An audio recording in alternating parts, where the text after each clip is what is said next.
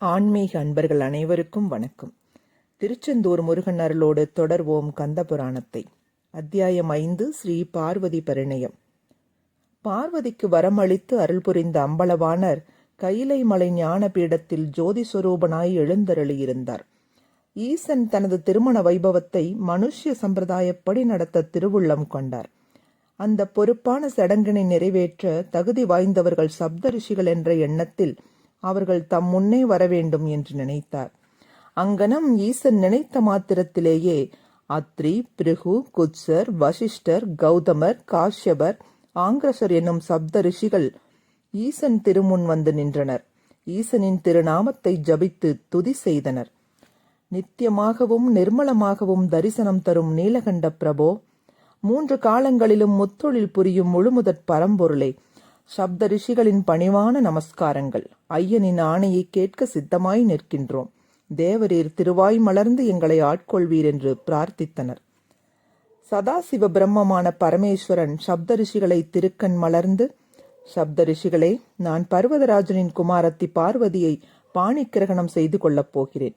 அதனால் நீங்கள் எழுவரும் சதிபதியாய் இமவான் இருப்பிடம் சென்று எனக்கு பெண் பேசி முடித்து முகூர்த்த நாள் குறித்து வருவீராக என்று அன்பு கட்டளையிட்டார்.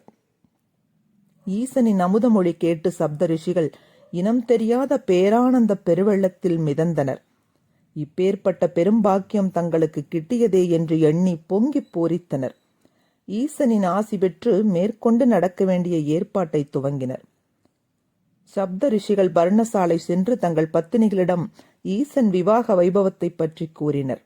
முனி பத்தினியர்கள் அடைந்த சந்தோஷத்திற்கு அளவேது. ஒவ்வொருவர் உள்ளத்திலும் அளவிலாத உற்சாகம் ஊஞ்சலாடியது. சப்தரிசிகள் தங்கள் பத்தினிமார்களுடன் ஆகாச மார்க்கமாக இமவானின் நகரமான ஔஷதி பிரசம் சென்றடைந்தனர்.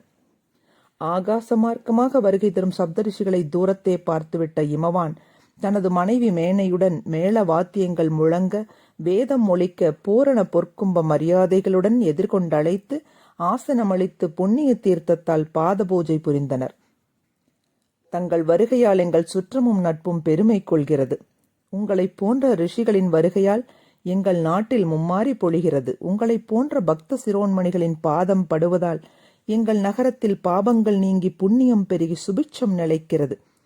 உங்களால் எங்கள் நாட்டிற்கு பெருமை. மன்னரின் இத்தகைய உபச்சார வார்த்தைகளால் உளம் மகிழ்ந்த சப்த ரிஷிகள், இமவான் பெற்ற பேறு இந்த வையத்தில் வேறு எவரும் பெற முடியாது. மன்னா, தாங்கள் எடுத்த பிறவி அனைத்திலும் புண்ணியத்தையே செய்துள்ளீர். அதனால் அன்றோ உமக்கு பகவானுக்கே பெண் கொடுக்கும் பாக்கியம் கிட்டியுள்ளது. எங்களது வருகையை பற்றி ஆங்கிரச முனிவர் விளக்கமாக சொல்வார் என்றனர். ஆங்கிரச முனிவர் மன்னருக்கு தங்கள் வருகையை பற்றி கூறலானார். பர்வதராஜா, நாங்கள் ஈசனுக்கு பெண் கேட்டு வந்துள்ளோம். கைலாசபதியான பரமேஸ்வரன் உங்கள் புத்திரி பார்வதியை திருமணம் செய்து கொள்ள விரும்புகிறார். சப்தரிஷிகளின் வருகையின் நோக்கத்தை தெரிந்து கொண்ட இமவானும் மேனையும் அமிர்தம் பருகிய ஆனந்தம் கொண்டனர். இருவரும் சப்தரிஷிகளை பணிந்து போற்றினர். அகிலலோக நாயகரான ஈசனின் திருவுள்ளத்தை என்னென்று சொல்வது? பரமனை மருமகனாக அடைய என்ன தவம் செய்தோமோ என்று சொல்லி தங்கள் புத்திரி பார்வதியை அழைத்து வந்து முனிவர்களிடம் ஆசி பெறச் செய்தனர். ஆங்கிரச முனிவர் இமவானை மேலும் புகழ்ந்து, மன்னா, இந்த விவாக வைபவத்தால் நீ தன்யனானாய், பிறவி பயனை பெற்றாய். 1000 அஸ்வமேத யாகம் செய்த புண்ணியத்தை நீயும் உன் மனைவியும் அடைந்தீர்கள். உலகம் உங்கள் புகழை கொண்டாடும். எங்கள் ஈசனுக்கு உங்கள் பெண்ணை கொடுக்க பரிபூர்ண சம்மதம் தானே? இது சம்பிரதாயத்திற்காக கேட்கப்படும் கேள்வி என்றனர். ஆங்கிரச முனிவர் இங்கனம் கேட்டதும் இமவானின் பட்ட மகிழ்ச்சி மேனையின் முகம் சற்று மாறியது. முனிவர்கள் இதை கவனிக்க தவறவில்லை.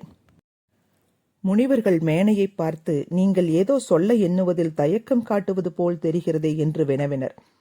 மேனை தயக்கத்துடன், தவ முனிவர்களே, நான் சற்று குழப்பமடைந்துள்ளேன்.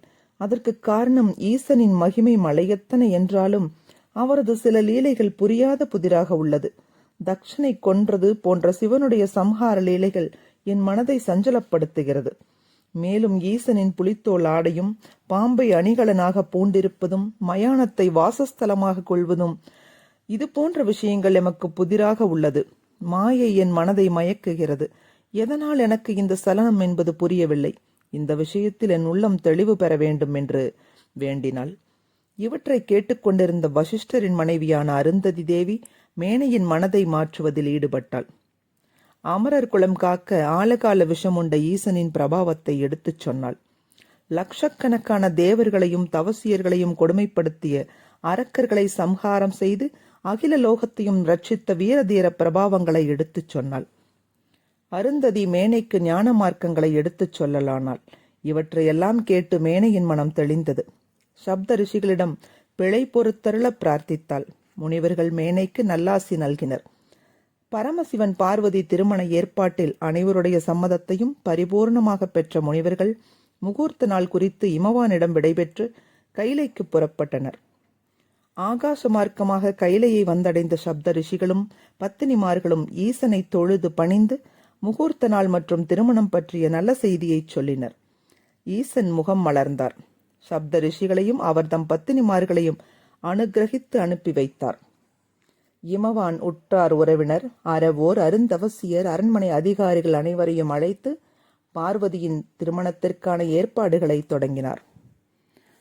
தொடர்வோம் கந்தன் அருளோடு.